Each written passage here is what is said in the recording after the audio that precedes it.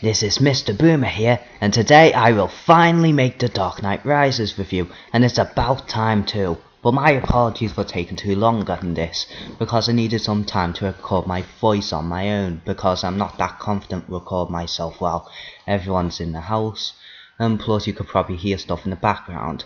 Well, anyway, before I review this film, I have to say what I think about Christopher Nolan's other two Batman films. Batman Begins was indeed the beginning of the new series of the Batman films, and it was an origin story for Batman.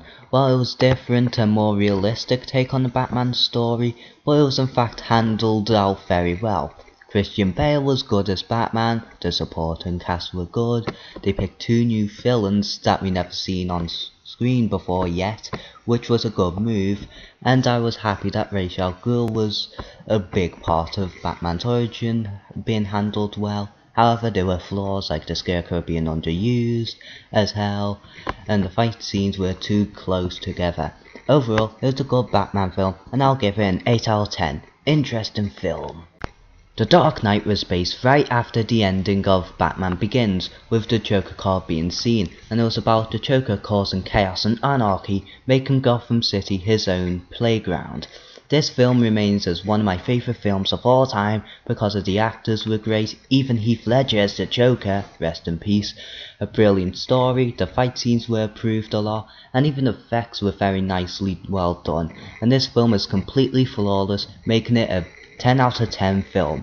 Perfect film. The Dark Knight Rises takes place 8 years right after The Dark Knight, and seeing all these characters that we known and like after all this time was very interesting, and even though the Joker doesn't appear nor gets mentioned in the film the entire time, he did still scar people and causing them insanity after 8 years, while Bane causes destruction and getting rid of all the peace in Gotham City, making it the worst place to go to once again. It is up to Bruce Wayne to become the Batman once again, and not only to stop Bane, but to prove that he's the hero Gotham really needs to deserve, which the story is very well written and stuff.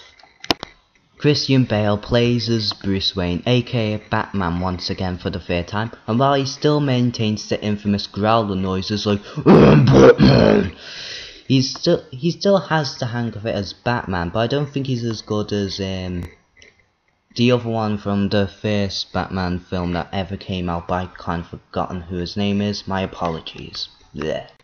Tom Hardy plays as the main villain Bane, who is well known for breaking the Batman in the comics, and I wish this guy plays more roles like this because he was very brilliant at Bane, but do I think I find him better than Heath Ledger's Joker? No, I prefer the Joker than Bane, but that's just my opinion, and Bane is one of my favourite movie films in the 2010s, whatever you're gonna call them, while the Joker is the best movie film in the 2000s. But don't get me wrong, Bane is still a very good villain, in my eyes.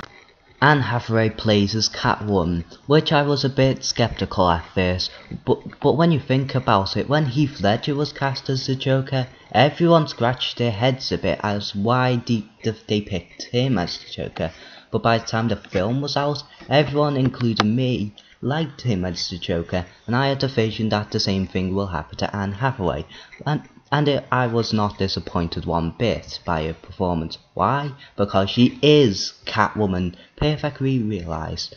And as for the supporting cast, they were good as well, like Michael Keaton, Gary Oldman, Joseph Gordon-Levitt, Morgan Freeman, and Marion Crawford, or whatever you want to call it. I forgot.